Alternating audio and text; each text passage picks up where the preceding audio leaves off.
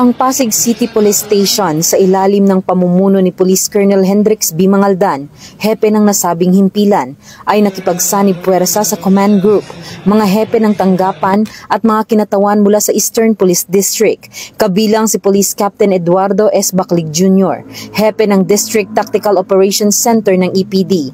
Sama-sama silang nakilahok sa Rotary District 3,800 Service Project Exposition na pinangunahan ni District Governor Gina T. Sanchez na ginanap sa Mega Trade Hall 3, SM Mega Mall B, Ortigas Center, Mandaluyong City. Ang nasabing programa ng Rotary Club ng Pasig ay may temang pagpupugay sa kabayanihan ng Pasig Police na sumasalamin sa kahusayan at mga nagawa ng ating mga kapulisan ng Pasig. Samantala, ipinakita naman ng Pasig Police sa mga dumalo sa nasabing aktibidad ang impresibong presentasyon ng konsepto ng 911 call sa pamamagitan ng simulation exercise na nagpapakita ng mabilis na pagtugon sa mga tawag na nangangailangan ng police assistance at emergency.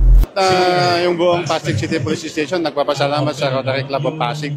Malaking bagay ito yung mga donations ng mga ICT equipments for us to deliver yung more sweeper and more responsive police response. So ito yung mga kailangan namin for the delivery of public safety security services sa buong Pasig at sa buong PNP. They are most welcome. Welcome po namin lahat ng mga support, mga assistance coming from our stakeholders.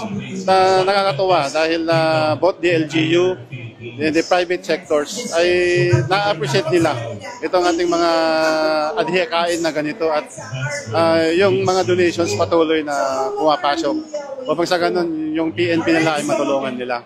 Huwag nyo na pong hanapin ang mga pulis sa mga presinto. Kapag yung mga pulis ay nasa inyong mga telepono, dial 911. Sa loob ng 5 minuto, kami po ay darating.